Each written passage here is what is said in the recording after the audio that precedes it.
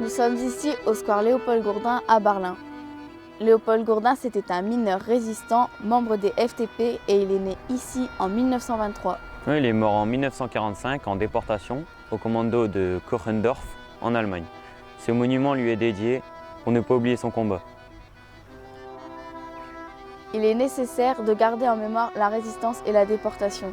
Nous allons voir plusieurs lieux de mémoire dans le Nord et le Pas-de-Calais, qui font tous référence à la Seconde Guerre mondiale. Ils évoquent tous la résistance sous l'occupant, la déportation, les massacres et la torture de personnes innocentes. Nous allons découvrir ensemble le premier de ces lieux, qui lui aussi est dédié à la mémoire des mineurs résistants, à Montigny-en-Gohelle. Ce sont les élèves du collège Youri Gagarine qui vont nous présenter ce monument.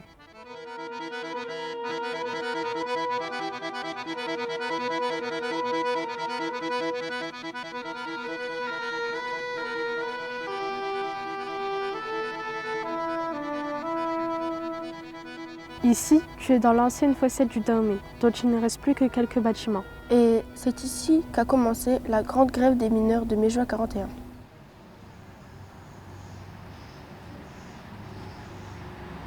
Dès l'occupation allemande du bassin minier, la population va connaître une grande dégradation de ses conditions de vie. On manquait de tout et tout coûtait plus cher. La nourriture va être rationnée, comme le pain, la viande, le beurre, le sucre et même le savon, nécessaire aux gueules noires. Le travail des mineurs aussi a été touché.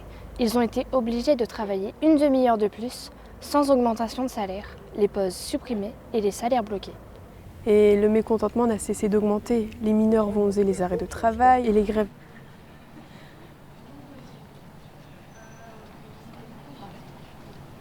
Cette grève de mai-juin 41 a été particulièrement importante. La décision prise par la compagnie des mines de Dourges, qui a entraîné une baisse des salaires, va mettre le feu aux poudres.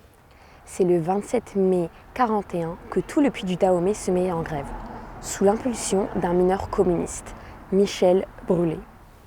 C'est un mineur militant syndicaliste et communiste qui avait déjà joué un rôle important lors de la grève du 5 septembre 40, après la mort de deux galibots suite à un coup de grisou.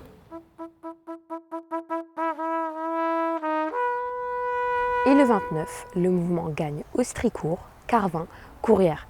Et en 5 jours, la grève devient générale. Plus de 100 000 mineurs du bassin cessent le travail, paralysant ainsi toute l'industrie et privant l'occupant de 500 000 tonnes de charbon.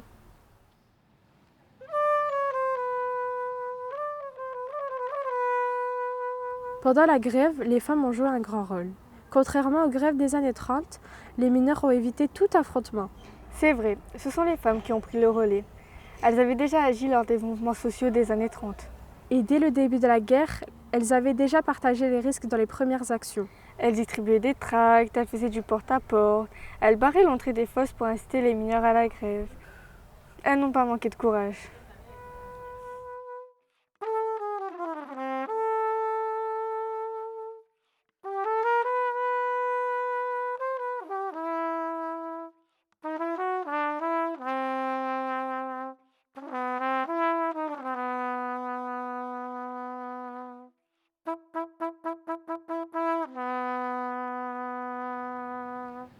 Émilienne Moptier a joué un grand rôle dans cette grève. Sa famille habitait Montigny et c'est elle qui avait pris la tête des manifestations des femmes. Plusieurs centaines d'entre elles se sont regroupées au cri de « Pas de carbone pour chez Bosch ». Elles ont même marché en direction des grands bureaux de Bill et Montigny où elles ont été accueillies à coups de crosse allemande.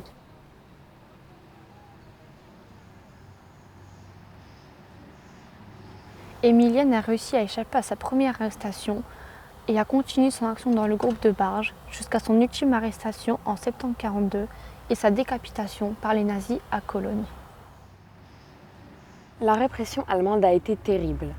Les premières arrestations interviennent au lendemain du déclenchement de la grève. Les intimidations et les menaces n'altèrent en rien la volonté des mineurs. Je dirais même qu'elles la durcissent. Avec la grève, les cafés sont fermés, les rassemblements interdits. Les paiements des salaires seront suspendus et les cartes de rationnement ne seront plus distribuées. La Feldgendarmerie a fait plus près de 2000 arrestations, dont plusieurs dizaines de femmes. Certains seront relâchés à la fin de la grève. Et d'autres seront renvoyés sur le littoral. 350 arrestations. 241 mineurs seront envoyés pour le premier convoi parti pour l'Allemagne. Mais malheureusement, 141 n'en reviendront pas.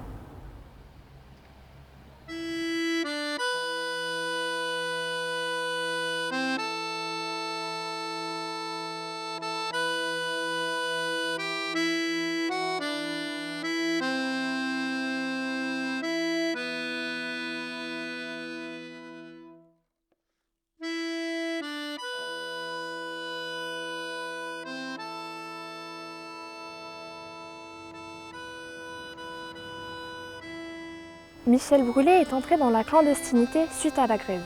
Recherché par la police française et par les Allemands, il a refusé de parler malgré des semaines de torture et il a été fusillé le 14 avril 1942 au fort du Vert-Galant à Vambrochy.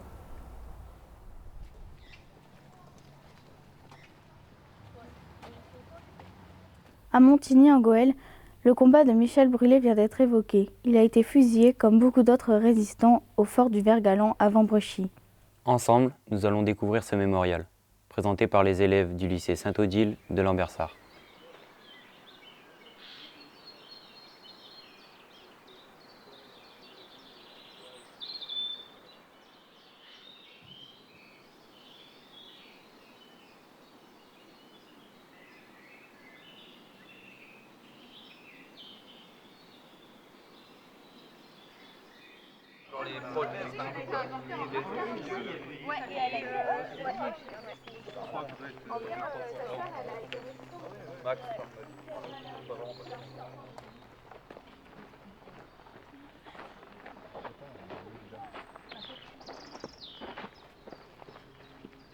Tu connais l'histoire de ce mémorial? Oui, il est installé ici au fort du Vert-Galant depuis 2012. C'est en souvenir des 92 otages qui ont été fusillés ici entre octobre 41 et février 43.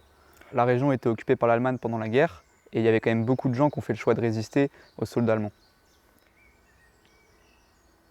Ceux qui étaient fusillés, c'était des résistants? En fait, l'Allemagne les a souvent arrêtés parce qu'ils se méfiaient d'eux. Il y en a qui avaient participé à la grève des mineurs de mai 41, d'autres c'est parce qu'ils étaient communistes, parce qu'il y en a eu beaucoup plus après juin 41. Donc souvent les prisonniers qui étaient fusillés ici, c'était en représailles d'attentats qui avaient été commis et c'était une manière de faire peur à la population et de l'empêcher de résister. Tu sais s'il y a eu des femmes otages? Les soldats allemands avaient fait le choix de n'emprisonner que des otages hommes. Mais ça n'empêchait pas les femmes de participer donc, à des actions de résistance. Et puis parfois même elles étaient déportées, elles étaient torturées, voire même assassinées par les soldats allemands. Oui, c'est le cas d'Yvonne Abbas qui s'est engagée dans la résistance avec son mari dès juin 1940. Elle s'est fait arrêter le jour de ses 20 ans, puis par la suite déportée dans le camp de Ravensbrück. Et dès son retour, elle a appris que son mari Florent Debels avait été fusillé.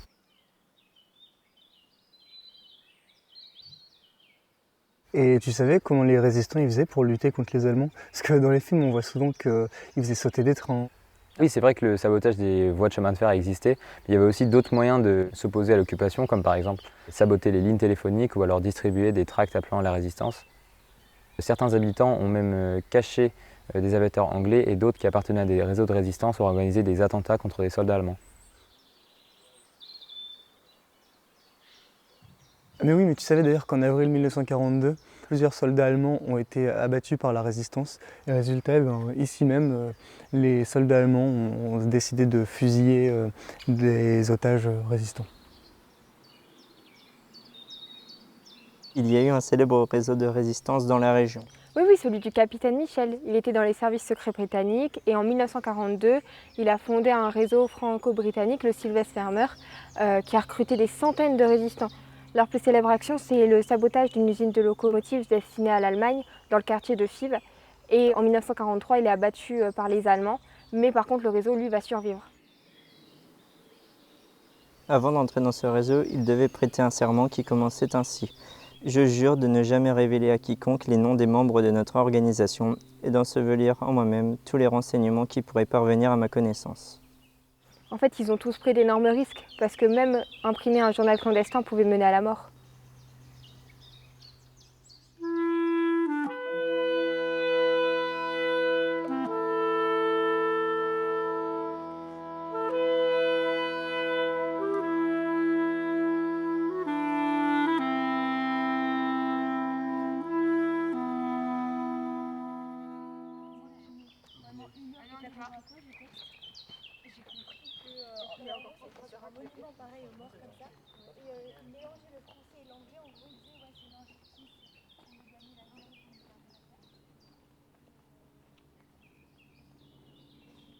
Le fort du Vert-Galant que l'on vient de voir était un lieu d'exécution.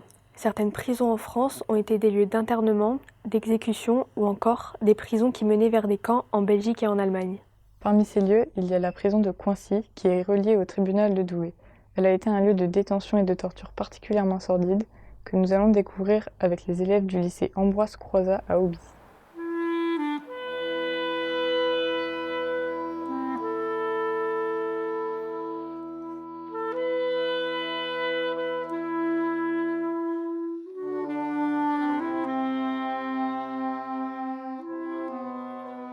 Il y avait 3 prisons principales dans la région entre 1940 et 1944.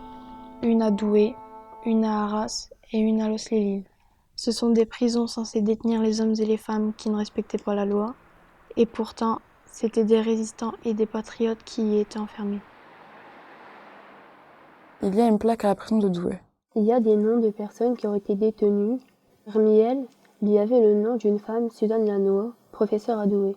Oui, elle et son mari ont fait partie d'un groupe de résistants communistes. Suzanne Lannoy a édité un journal qui s'appelle La Pensée libre en 1941. Elle a fait partie d'un groupe de résistants qui s'appelle le Front National et elle s'est fait arrêter par la Gestapo en 1944. On l'a torturée pendant 5 jours et elle a malheureusement succombé à ses blessures et on a fait passer son assassinat pour un suicide.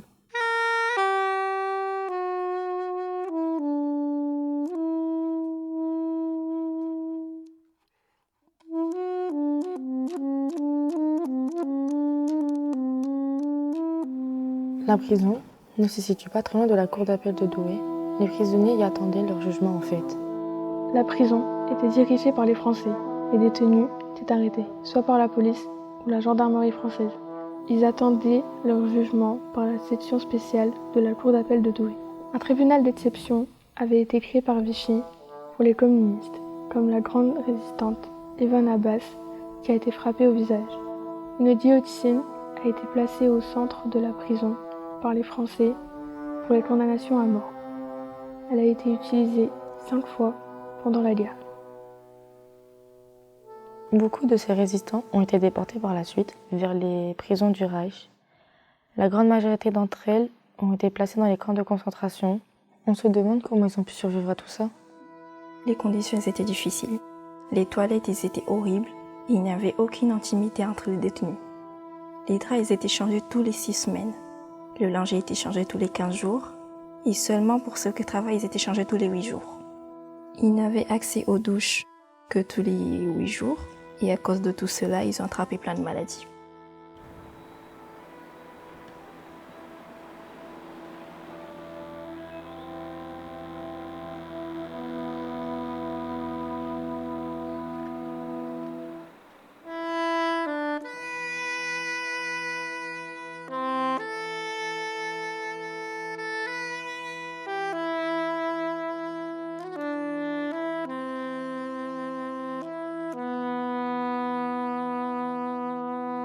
Nous venons de voir les conditions très dures d'internement dans les prisons.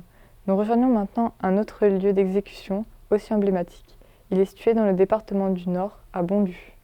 C'est le fort Lobau, qui est devenu un musée de la résistance. Il est présenté par des élèves et anciens élèves du collège Lazaro à Marcq-en-Barœul.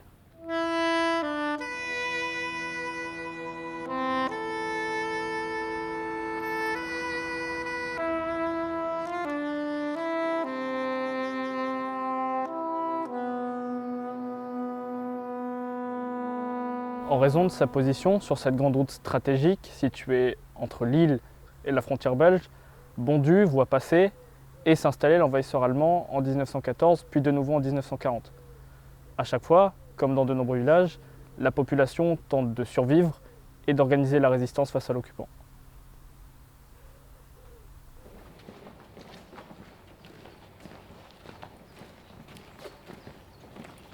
C'est quoi toutes ces plaques sur les murs avec ces noms et ces dates?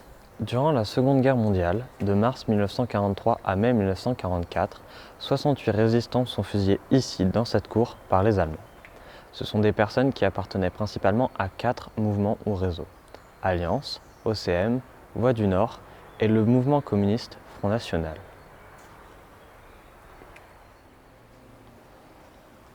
Ils ont été arrêtés, jugés et condamnés par les tribunaux militaires allemands de Lille pour des actes de résistance comme des renseignements, du sabotage, la distribution de tracts ou de journaux clandestins ou encore l'aide à des aviateurs alliés. Incarcérés à la prison de Loos, ils sont transférés ici à Bondu pour y être fusillés. À l'emplacement de cette statue se trouvaient 2 poteaux d'exécution. Mais comment ont-ils été identifiés? C'est seulement après le retrait allemand, le 1er septembre 1944, et au milieu des gravats du fort, qu'un petit cimetière aux tombes seulement signalées par des numéros est découvert. Par chance, la liste des résistants fusillés est trouvée sur un officier allemand qui n'avait pas encore fui. Ainsi, presque tous les corps ont pu être identifiés et rendus aux familles. Aujourd'hui, ces plaques rappellent les noms de ces 68 martyrs.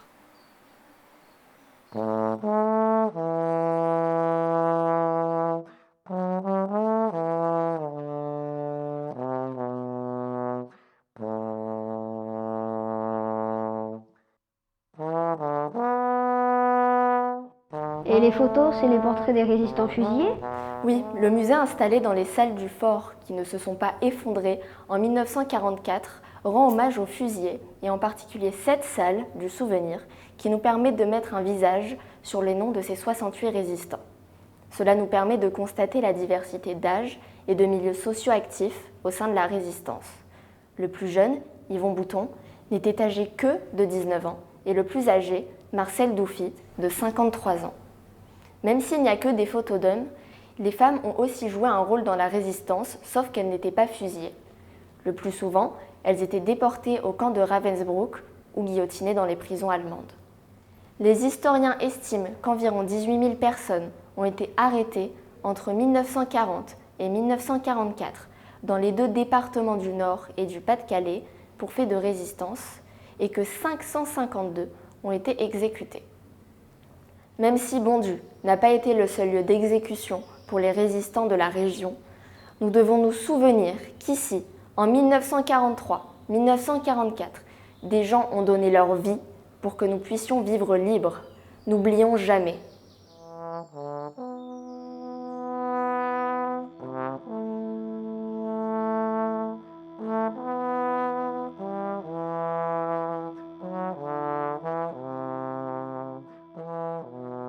Maintenant, nous allons nous diriger vers un lieu très symbolique du Pas-de-Calais, le mur des fusillés à la citadelle d'Arras. C'est là où se déroule chaque année l'une des plus importantes cérémonies du souvenir. Les élèves du lycée Guy Mollet nous y emmènent.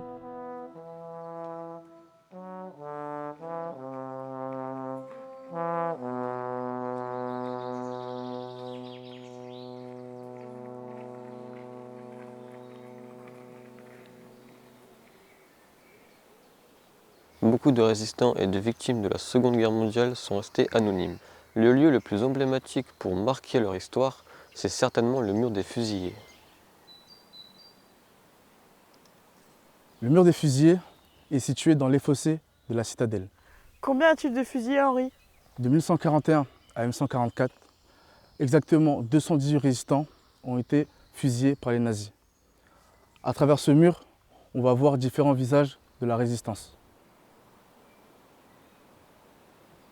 Ce département était une terre d'immigration. Les fusillés appartenaient à 9 nationalités différentes et ils ont défendu les valeurs de la patrie, liberté, égalité, fraternité. Elle représente quoi cette pierre? Cette pierre représente le poteau auquel étaient attachés les fusillés. Alors ici c'est Auguste Licot, donc il est né à Dag en Hongrie, donc c'est un ouvrier mineur. un militant communiste et il a fait partie du FTPF. C'est les francs-tireurs partisans français. Voilà. Donc il a cherché à rejoindre le maquis dans les Ardennes avec d'autres jeunes du bassin minier, mais il a été arrêté et fusillé. August Runović, né en 1922 à Tribol, en Yougoslavie. C'est un jeune mineur qui faisait partie de la jeunesse communiste. En 1942, il intègre la FTP, alors qu'il a déjà quelques actes de résistance à son actif. Et malheureusement, en 1942 aussi, il se fait arrêter par une lettre anonyme, puis il se fait fusiller. En 1939, le Nord-Pas-de-Calais est une région industrielle. Il y a beaucoup de mineurs dans le nord de la France. Effectivement, il y a beaucoup de mineurs, mais toutes les autres professions sont aussi représentées, comme les commerçants, les artisans et également un prêtre qui se nomme Georges Odiquet. Ok, d'accord. En février 1942, Georges Odiquet, un prêtre, est condamné par la Feldgendarmerie car il a hébergé un aviateur polonais. Il est condamné à mort en avril 1942 avec le maire de sa commune, Irénée Chevalier. Ils ont tous les deux été fusillés dans les fossés de la citadelle d'Arras en mai 1942. C'est le premier exemple d'exécution pour ce motif.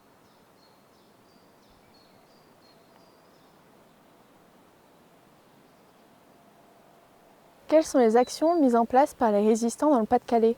Ils créent des journaux clandestins, comme par exemple La Voix du Nord. Ils font également du sabotage et ils créent surtout des réseaux d'évasion vers l'Angleterre. Comme le réseau Patoléry ? Oui, par exemple.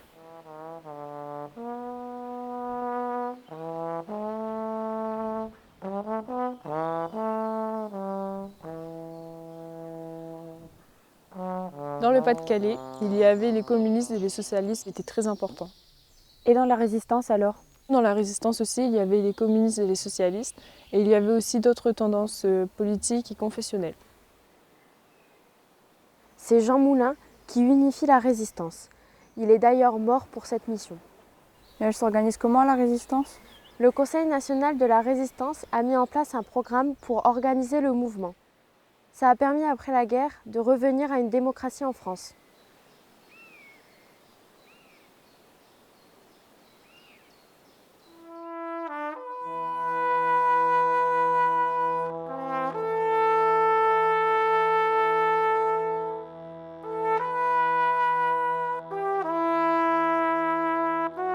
Précédemment, nous avons évoqué des lieux d'internement, de torture et d'exécution. C'était principalement des résistants et des résistantes. Pendant l'occupation, il y a eu ce qu'on appelle des rafles. C'était des déportations, surtout de juifs et de tziganes. À la gare de Lens, une plaque nous rappelle la principale rafle de la région. Laissons les élèves du collège Jean Zay nous en parler.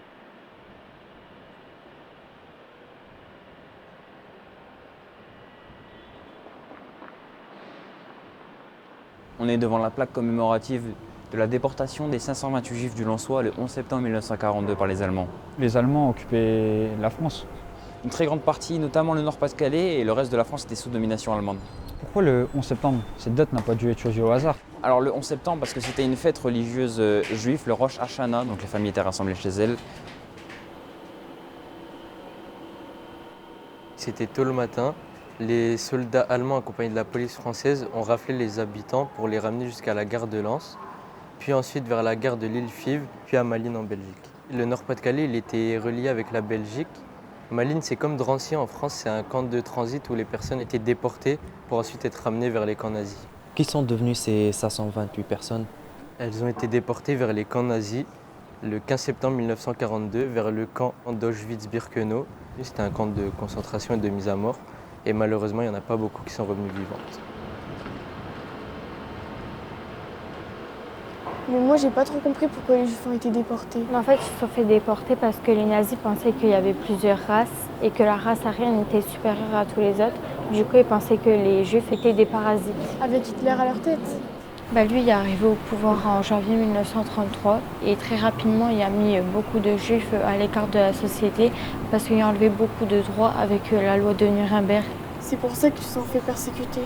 Par exemple, en novembre 1938, il y a eu la nuit de cristal où beaucoup de personnes juives se sont fait violenter et enfermer dans des ghettos. Où ça? Seulement en Europe orientale, pas en Allemagne. Et ils se sont fait aussi déporter vers des camps nazis. Comme les tziganes en fait. Bah ouais, les nazis pensaient que c'était une race inférieure et ils les pensaient criminels et fainéants. Avec toutes ces déportations, est-ce que tu peux me dire un peu quel est le bilan? L'historien Raoul Elbert dit que c'est 5 à 6 millions de juifs et 220 000 tziganes qui ont été tués par les nazis. En parcourant les registres des écoles Jeanne d'Arc et Carnot, nous avons pu constater qu'à côté de certains noms d'élèves, il y avait marqué juifs ou juives emmenés par les nazis. C'est pourquoi on parle de génocide. On peut aussi utiliser le mot Shoah, qui signifie catastrophe en hébreu. Et c'est quoi un génocide? C'est quand tu veux éliminer une partie de la population. Par exemple, les nazis trouvaient les juifs inférieurs à eux. Le 20 janvier 1942, il y a eu la conférence de Wannsee en Allemagne. C'est là où ils ont choisi la solution finale, qui est d'exterminer les juifs. C'est impensable, mais ils les emmenaient où toutes ces personnes? Soit dans des camps de concentration, ou pire encore, dans des centres de mise à mort qui se situaient vers l'Europe de l'Est. C'est plus de 75 000 juifs qui ont été déportés depuis la France, dont 11 000 enfants, et cela aurait pu être encore plus dramatique sans l'aide de certaines personnes comme Émile Baudry.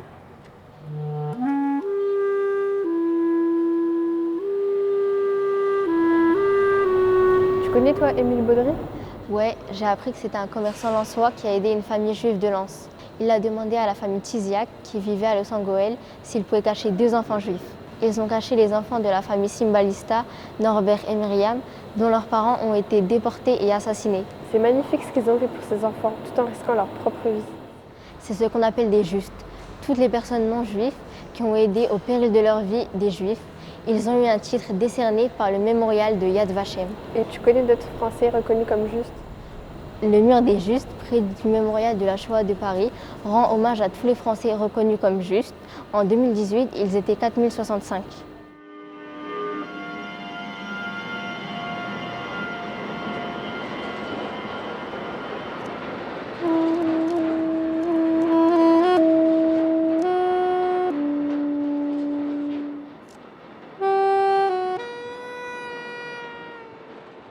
Nous avons parlé de chiffres, de nombre de juifs et de tziganes déportés à la gare de Lens, mais n'oublions pas que derrière ces chiffres se trouvent des êtres humains de tous âges.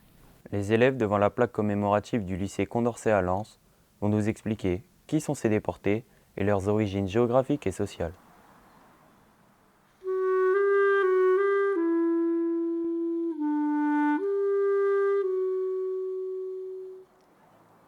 Kleinsberg, Kleinberg, Klajman, Kleiman, Landau, Landau, Lot, Laut, Liechtenstein, Liechtenstein, Morgenstein. Morgenstein. Il y a beaucoup de noms à consonance slave ou des noms qui utilisent l'orthographe polonaise. Ouais, comme juste ici par exemple, Charles Piotrowski, déporté à l'âge de 8 ans. Son père, David, était né dans un petit village de Pologne, Tomaszów, en 1906. Il est arrivé en France à l'âge de 28 ans. C'est en France que son fils Charles est né. Il espérait probablement que Charles serait considéré comme un enfant français et donc sauvé, mais ça n'a pas été le cas. Non, ni pour lui ni pour sa petite sœur Madeleine. Elle avait 5 mois au moment de la rafle. Plusieurs enfants de la famille Kleinsberg ont aussi été déportés et exterminés. Il y a le témoignage d'un cheminot qui, en rentrant du travail à vélo, a assisté à leur arrestation à Salomé. Et on sait aussi que leur mère, Régine, avait essayé de résister aux mesures antisémites imposées aux Juifs. En 1941, la police avait essayé de lui retirer son autorisation d'exercer le métier de marchand ambulant. Et c'est pour cela que Mme Kleinsberg a refusé de signer le papier. Oui, effectivement, il y avait de nombreuses personnes qui exerçaient ce métier de marchand ambulant. Ce métier ne rapportait pas beaucoup, mais suffisamment pour nourrir les familles et pour vivre.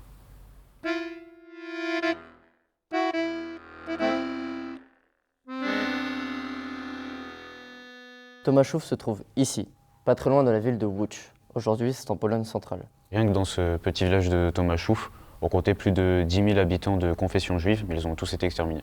Une grande majorité de la population juive lensoise venait de ces petits villages d'Europe centrale, en particulier de Pologne. Et même avant la Seconde Guerre mondiale, on comptait 3,5 millions de personnes de confession juive qui vivaient en Pologne. Les Juifs de Pologne étaient venus s'installer dans le bassin minier pour y travailler. C'était souvent des artisans ou des commerçants. Ils avaient suivi les mineurs polonais installés dans la région depuis la Convention franco-polonaise de 1919. Les gouvernements des deux pays ont alors fait venir 500 000 travailleurs polonais en France. Les Juifs de Pologne connaissaient bien les besoins de ces travailleurs, et la langue natale, puisqu'ils venaient du même pays. Du coup, les mineurs polonais du bassin minier, c'était leur première clientèle. Au début, ils allaient souvent dans les corons pour y vendre leurs marchandises. Ils étaient habitués à vivre avec peu, puisqu'en Pologne, la majorité de cette population juive était très pauvre. La Pologne avait été un pays très tolérant pendant plusieurs siècles. Oui, c'est même pourquoi la population juive était devenue la plus nombreuse en Europe et même dans le monde. Dans certains villages de l'Est du pays, il y avait même 70 à 80% d'habitants de confession ou de culture juive. Malheureusement, avec les guerres, les problèmes économiques et l'occupation étrangère, la situation des Juifs s'est beaucoup dégradée là-bas. C'est pourquoi Hitler a choisi ce pays pour y construire ses camps. Et c'est aussi pourquoi les Juifs de l'Est ont cherché refuge en France. Ils espéraient que leur enfant né ici pourrait vivre en paix. Malheureusement, ils ont été forcés de retourner dans le pays de leurs parents, occupés par les nazis. Donc c'était un retour vraiment tragique.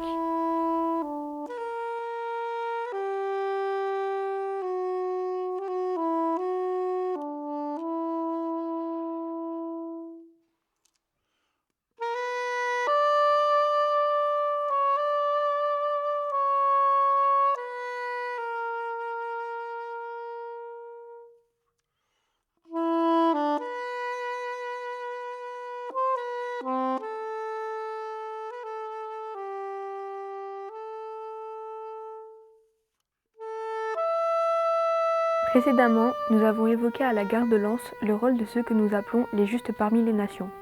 Certains étaient des cheminots qui ont aidé les Juifs à échapper à la déportation. Nous allons voir quel était le rôle des cheminots. Les élèves du collège Paul Langevin à Avion vont nous présenter le monument qui leur est dédié.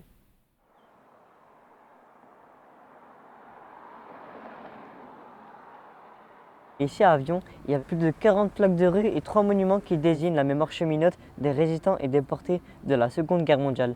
Et à Avion, elle était située sur les lignes de chemin de fer qui étaient utilisées par l'Allemagne pour transporter les troupes, les ravitaillements, le chargement, les armes et le charbon. Il y a des cheminots d'ici qui ont participé à des actes engagés tels que le vol d'armes, le vol d'explosifs, la distribution de tracts et de journaux clandestins, à l'organisation de réunions secrètes pour éviter les arrestations par la Gestapo et la gendarmerie française. Ils ont aussi participé à des actions de sabotage telles que le sabotage ferroviaire pour empêcher l'approvisionnement des troupes nazies. Ils avaient pour but de ralentir la progression des soldats allemands et de les empêcher d'arriver à leur fin. Sur les 2500 cheminots lensois, nombreux d'entre eux étaient des communistes et d'autres des syndiqués de la CGT qui soutenaient l'action des résistants. C'est en fin 1940 que le directeur de la SNCF donna aux Allemands la liste des principaux militants. Et les militants seront les premiers francs-tireurs partisans français, les FTPF, prendront ce nom en avril 1942. Et les femmes dans tout ça? Tu as raison, les femmes sont très actives dans le bassin ferroviaire et minier. Entre autres, le 11 février 1941, 300 d'entre elles manifestent pour la 3e fois dans la ville d'Avion pour lutter contre les pénuries et les ravitaillements. Elles aident les résistants par la diffusion de tracts, par le sabotage de transports, en cachant des résistants ou des armes, et par la mise à disposition de boîtes aux lettres.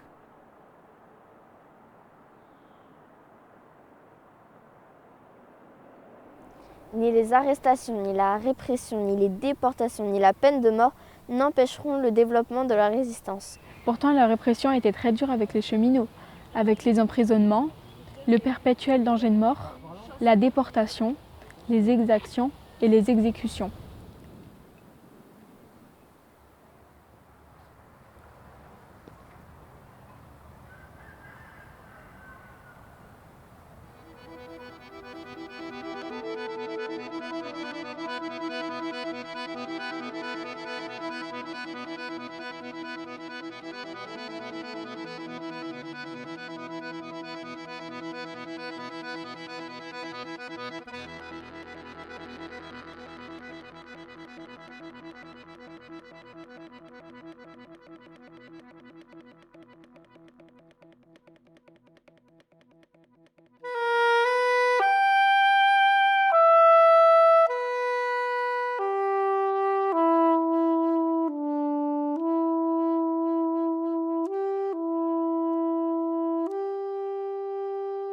On vient d'évoquer le combat des résistants cheminots.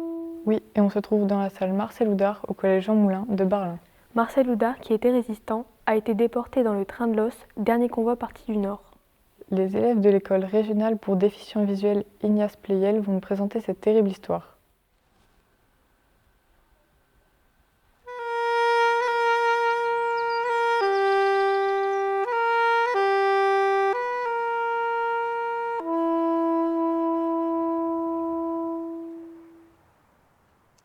On est dans le cimetière de l'Os et il y a une plaque qui commémore les déportés du train de l'Os. C'est le dernier convoi de déportés du nord de la Seconde Guerre mondiale. Et le train est parti le 1er septembre 1944. Mais pourtant, les débarquements alliés ont eu lieu. Effectivement, les débarquements alliés ont lieu sur les plages de Normandie le 6 juin 1944, soit 3 mois avant le départ du train. À partir de cette date, la France commença à être libérée progressivement et les Allemands ont commencé à fuir. Si Paris fut libéré le 25 août, l'île ne le saura que le 3 septembre, soit 2 jours après le départ du train. C'est un convoi de résistants et d'opposants politiques. Il n'y a pas que les Juifs qui ont subi la déportation. Tout à fait, dans ce train, ce sont près de 900 détenus politiques de toute la région qui partent. Ils ont été rassemblés à la prison de l'Os.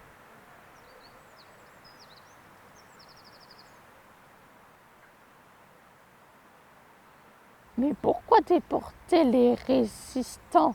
Cela pouvait retarder les Allemands dans leur fuite. Oui, mais les Allemands voulaient à tout prix les transférer en Allemagne, car ils pensaient pouvoir les utiliser comme force de travail et monnaie d'échange. En réalité, le train ne part pas de l'Os. Les Allemands ont eu beaucoup de difficultés à trouver un train. Ils partent de Tourcoing, là où il y a des wagons, à la gare de marchandises. Les Allemands font tout pour faire partir ce convoi, réquisitionner des véhicules, chercher un train disponible. Les conditions de transport sont encore pires que pour les déportés précédents. Les wagons sont bondés, 80 ou 100 personnes par wagon. Il n'y a pas d'aération et pas d'espace pour faire ses besoins. En plus, certains wagons ont servi avant pour du ciment ou de la chaux. Il y a beaucoup de poussière. La mortalité y est très importante. En plus, certains déportés doivent aider à dégager les voies ferrées bombardées par les Alliés, avant de rejoindre les camps de la mort.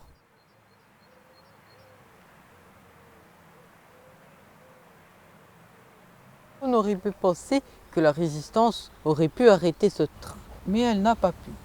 Ici, les Allemands étaient très nerveux et menaçaient aussi de représailles en cas de tentative d'évasion.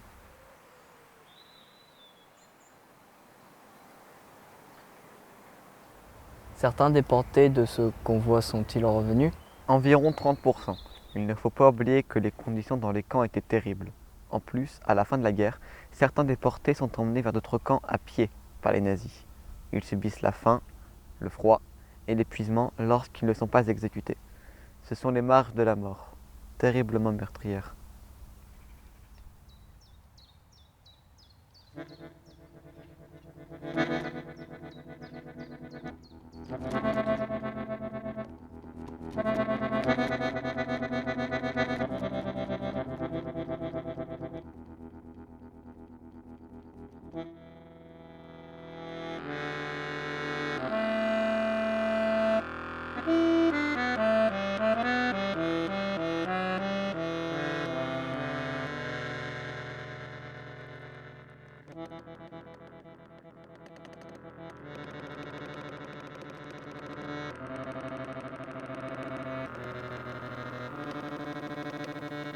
Après ce parcours d'histoire en Nord-Pas-de-Calais, nous allons retrouver l'ensemble des participants de ce film. Ces derniers évoqueront leurs conclusions dans un lieu important du Pas-de-Calais, le Centre d'histoire et de mémoire de la Coupole d'Elfaux.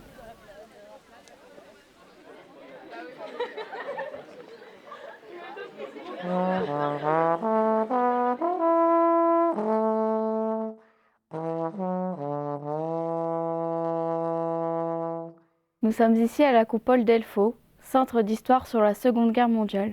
Cet ancien bunker tenu par les nazis servait à fabriquer des missiles V2 à destination de l'Angleterre. Mais cette stratégie n'a pas fonctionné. Nous sommes ici pour faire la conclusion de tous les monuments commémoratifs que nous avons pu visiter dans le Nord et le Pas-de-Calais. Moi, Jason, ce qui m'a marqué, c'est l'appel du 18 juin 1940 du général de Gaulle depuis Londres. Si cet appel n'avait pas eu lieu, la guerre aurait pu prendre un autre tournant.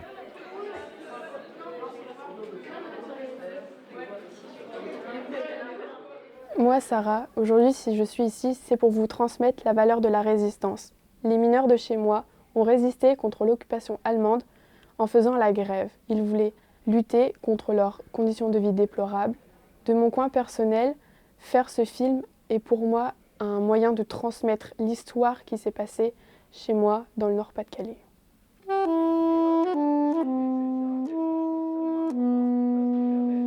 Moi, Talia, aujourd'hui, je suis là pour parler de la cause des femmes qui n'ont pas été assez reconnues durant la résistance pour tous les actes qu'elles ont pu faire. Les femmes ne sont pas du tout sur le même piédestal que les hommes. On doit se battre tous les jours pour qu'on soit reconnus et nous faire entendre.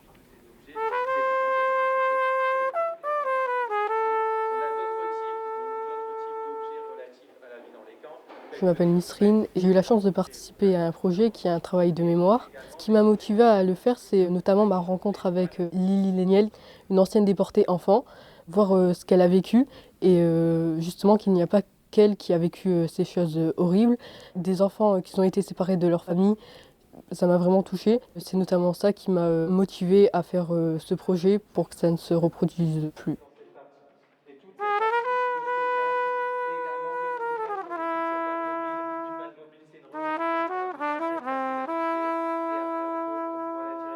Moi, Mounia, je vous affirme que ce projet nous a enrichis et nous a appris qu'il est important de développer son esprit critique afin de lutter contre le racisme, l'antisémitisme, les inégalités et toute forme de violence.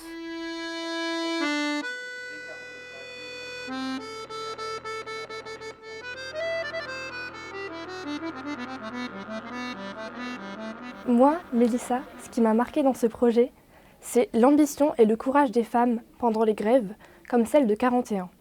Et au quotidien, ma grand-mère me parle énormément de la guerre qu'elle a vécue.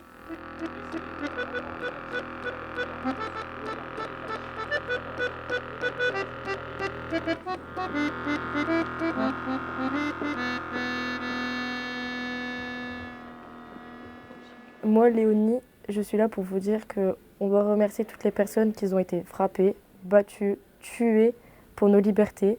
Je les remercie et il faudrait qu'on ait toujours une pensée pour eux. Luttons pour garder cette liberté, restons tous solidaires.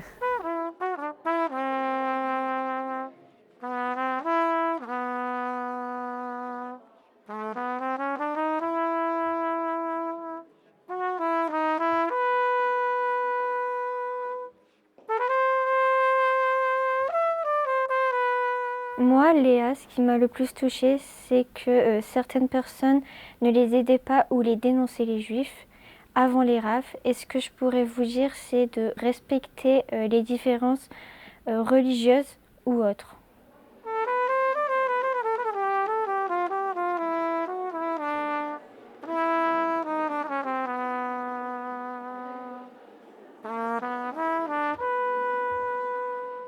Moi, Lucas, je voudrais vous laisser un message.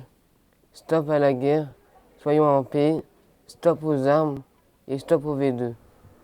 Donc ici, le compartiment de guidage se trouve ici, l'ogive, les réservoirs, le compartiment moteur.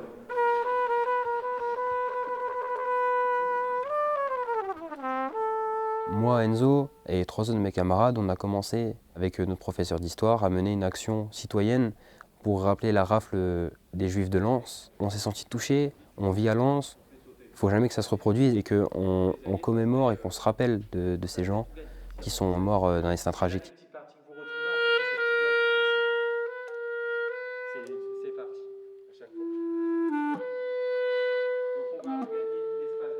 Moi, Marie-Eva, je pense que nous sommes là pour éviter que les mêmes tragédies ne se reproduisent.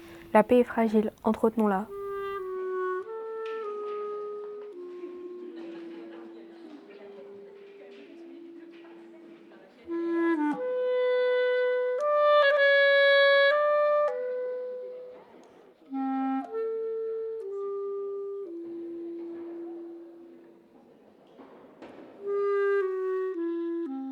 Moi, Martin, je vous affirme que c'est en s'engageant, en étant réellement citoyen, que l'on peut construire un monde plus juste et une société meilleure.